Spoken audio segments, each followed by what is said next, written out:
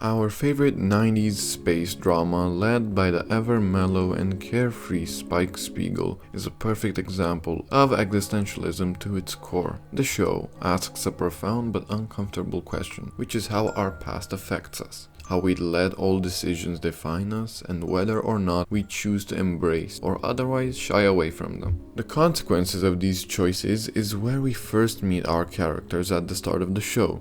The story is quite vast and takes you on an emotional roller coaster. It tends to change the mood around from scene to scene. We can go from a whooping victory to a miserable and lonesome contemplation in the matters of frames. The show does not shy away from its characters' inherent depression, but embraces that fact and chooses to run with it by exemplifying the mood swings which life brings on to us. Life is strange and somewhat absurd. We all recognize this fact, but it is one thing to understand that and entirely another to see our emotions flash by with the changing of the lights. Based on what I've seen from the show's first handful of episodes, that this is a rare and beautiful masterpiece to rival some of the best creative works out there. This is a story of humanity's search for meaning in an absurd, never-ending darkness. Cowboy Bebop, by its very setting, takes place in a cold and desolate place, which suggests loneliness. Empty space regularly frame our characters and characterize their complete detachment to reality. This puts the story in quite a prime place to look upon the human psyche, its struggle to comprehend our near insignificant beings, and most especially its breaking points. It goes a step beyond even that by challenging the very extent of freedom, doing so by showcasing our main characters aimlessly travel the expanse in search for bounties, which works only to reiterate that infinite freedom is akin to being dropped in an open ocean. A man will drown when left purposeless, unneeded, and unwanted, without any pillars to keep him anchored to life. But let us turn to our main cast and examine them as well.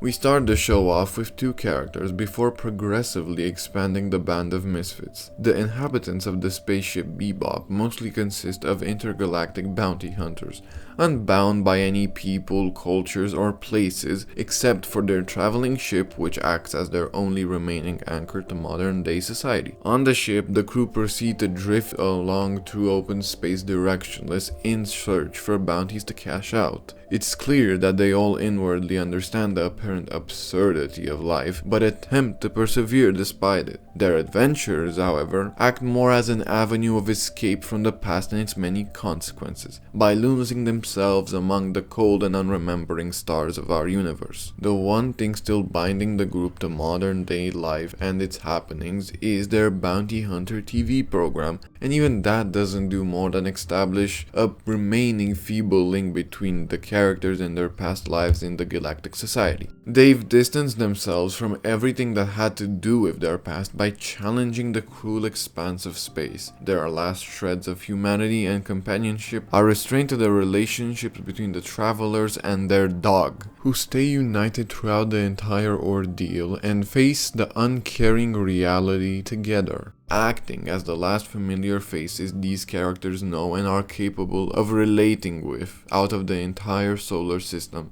Though even they have their personal secrets and are not on the greatest of terms despite all genuinely caring for the others. It just goes to show that the main cast is not connected enough at first to begin unburdening themselves to one another. Each is fleeing from the ever-following past which defines us, constantly showing us that our kind is not capable of having a future without accepting our roots. The ultimate question comes down to whether humanity as a whole is capable of accepting its past and choosing to embrace its future despite past pain.